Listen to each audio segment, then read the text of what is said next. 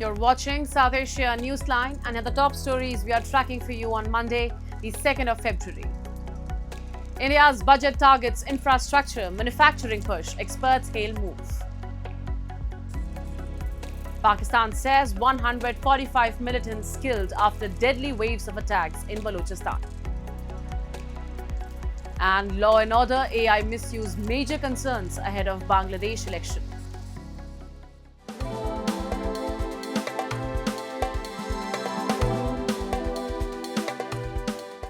And now for all the details. Economists and industry experts have welcomed the Indian government's focus on infrastructure, manufacturing, and fiscal discipline in its new budget, calling it a steady growth roadmap amid global uncertainty.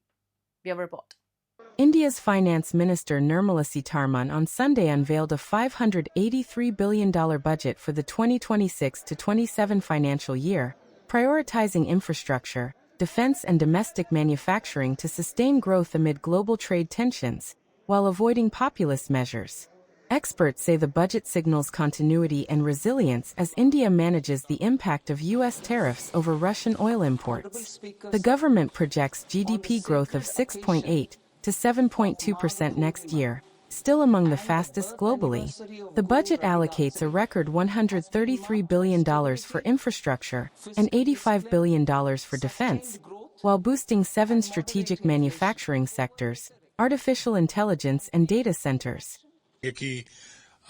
Last year का जो capex allocation था 11 लाख करोड़ का वो अभी 12 लाख हो गया है सो वो एक हमारा डिमांड मीट हुआ दूसरा कंसीडरिंग के पूरे वर्ल्ड में जो अभी हो रहा है टैरिफ्स का जो इशू है अनसर्टेनिटी का जो इशू है तो उसके लिए गवर्नमेंट ने एक मिड टर्म में या लॉन्ग टर्म में जो आत्मनिर्भर भारत का सपना है क्योंकि अभी बहुत सारे प्रोडक्ट्स हैं जो हम लोग इंपोर्ट करते हैं तो आप देखेंगे 7 इंडस्ट्रीज जो सरकार ने आइडेंटिफाई की हैं कि उनमें हम लोग अपना एक कैपेसिटी डेवलप करें जिससे कभी भी डिफिकल्ट टाइम्स में हम लोग का डिपेंडेंस ना रहे The budget proposes 7 high-speed rail corridors and new rare earth corridors to boost India's role in global supply chains, while committing to fiscal discipline.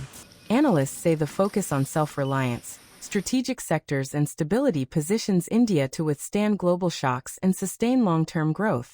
In decision से एक चीज बहुत जाहिर होता है कि देखिए जहां भी निवेशक जाना चाहें किसी मार्केट में सबसे पहले तो एक कहते हैं कि certainty of policy regulatory clarity और कंटिन्यूटी ऑफ पॉलिसी है ना ये तीनों चीजें यहाँ बहुत क्लैरिटी से बहुत ऑब्वियसली इस बजट में बताई जा रही हैं Pakistan's southwestern province of Balochistan was rocked by one of its deadliest waves of violence in years.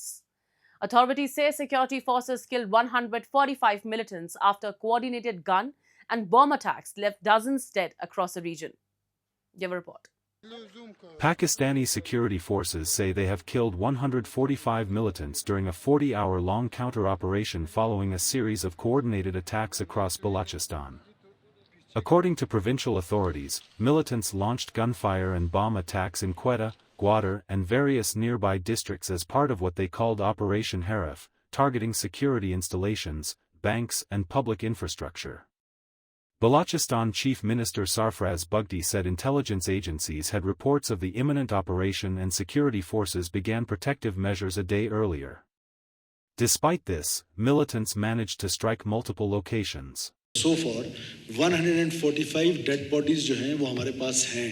We managed to kill 145 terrorists in 40 hours. This is the highest number since Pakistan is facing this war on terror.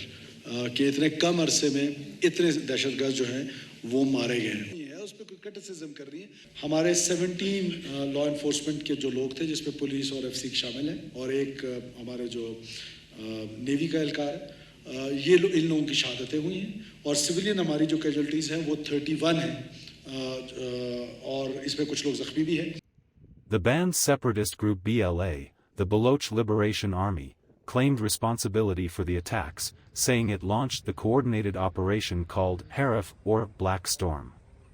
The group claimed to have killed at least 84 security personnel, a claim that could not be independently verified.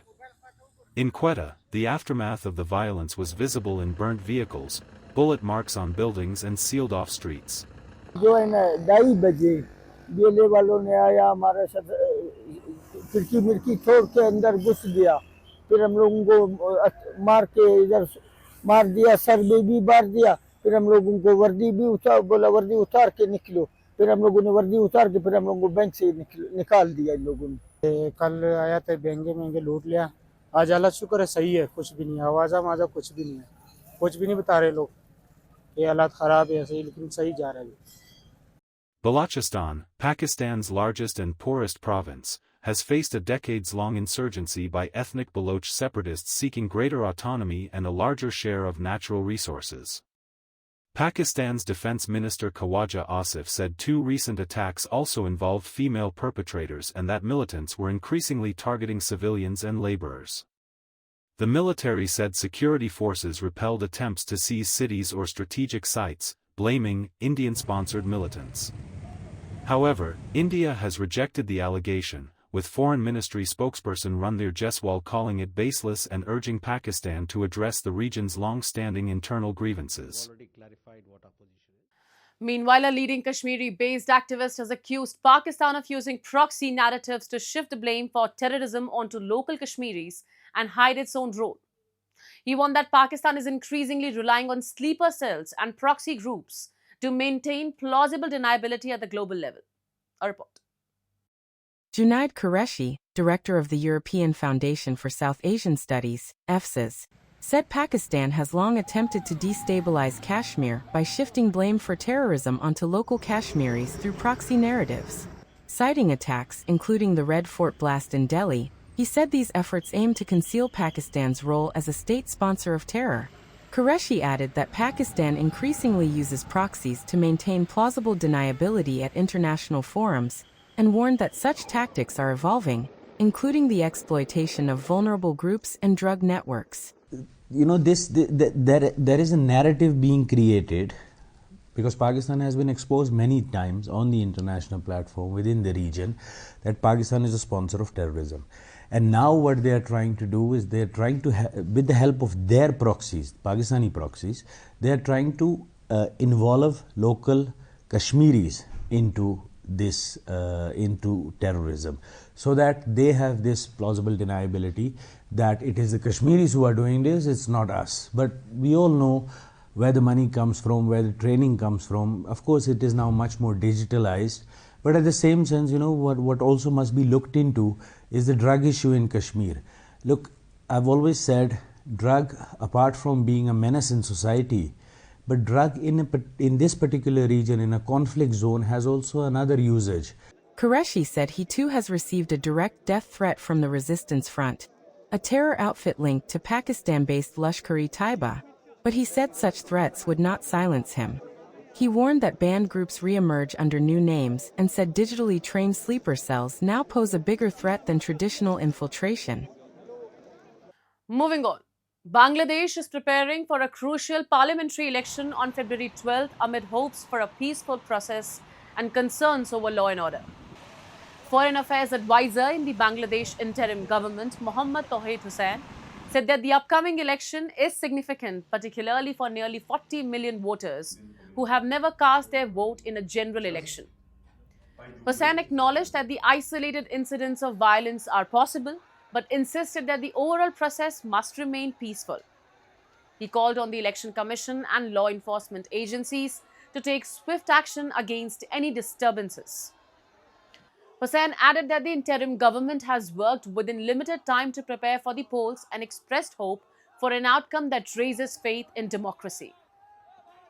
It is possible that some violence will take place, but the important thing is that by and large it must be peaceful, one. Second thing is that the authorities, the Election Commission and the law enforcement authorities must take immediate steps so that these don't go out of hand. Some incidents will happen, but that should be very limited and immediate actions need to be taken. It's not possible to complete all these in this short span of time, which is okay. it's a continuous process, and we're sure that as the will of the people is reflected in the election and the outcome of the referendum. Meanwhile, election experts have also flagged law and order issues and misuse of AI as key challenges.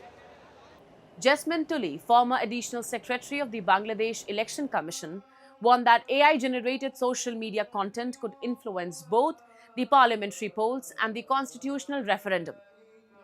She said inclusiveness would depend on voter turnout and the efficiency of the Election Commission. The February 12 election will be held alongside the referendum, and if approved, the new parliament will face immediate pressure to implement the reforms. Two challenges. One is the law and orders, this is the main challenge, and second the AI content, the social media. This is the two challenge. Both the elections, that's the parliament elections and the referendum. This depends the many factors. One is the voter turnouts, and the others is the how the elections run, the election commissions. Exiled Tibetans in India's hill town of Dharamsala voted on Sunday to elect head of their government, popularly referred to as Sikyong. The Sikyong's role was created in 2012 after the Tibetan spiritual leader Dalai Lama relinquished political authority in favor of an organization that could outlive him. The elections this year are being held in different parts of the world, including India, in a two-phased manner, with the last phase to be held in April. This democratic exercise assumes importance as it is held without territorial borders, emblematic of solidarity among Tibetan diaspora across the globe. Tens of thousands of Tibetans, including the 87-year-old Dalai Lama, live in India after fleeing Tibet in 1959, following a failed uprising against Chinese rule. China terms Dalai Lama as a separatist and says that the reincarnation of the Dalai Lama should be decided by following national laws that degree the use of golden urn and the birth of reincarnations within China's borders. It is unique in the sense that no other nation or entity has such an election that is being held in 27 countries around the world.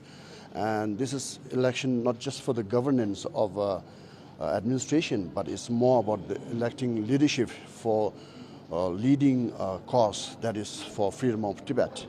This democratic system, which is the biggest gift of His Holiness the Dalai Lama to the Tibetans, and in other, unlike other countries, we don't have an opposition party, we don't have party system.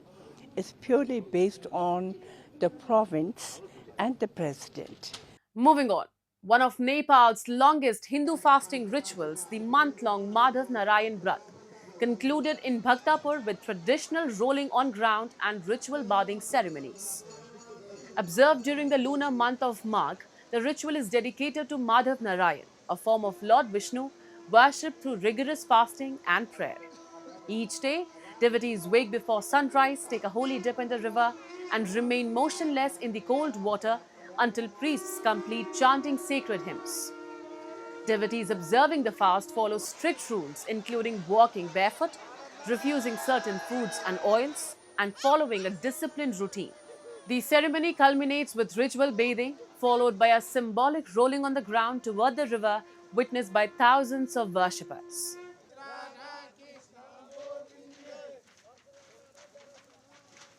Madhav नारायणबाट माता पिताको सेवा गरेको त्यति हो नि हो अनि यो माधव नारायण रूप चाहिँ त्यो दर्शन दिन्छ हैन आफ्ना चाहिँ संकट ग्राफहरु भएर चाहिँ आनन्द रूप चाहिँ दर्शन दिन्छ यसै रूपले चाहिँ हामीले त्यहाँ मनोकामना पूर्ण हुन्छ त्यसै गरी. That's all in tonight's edition. We will see you same time tomorrow. Good night.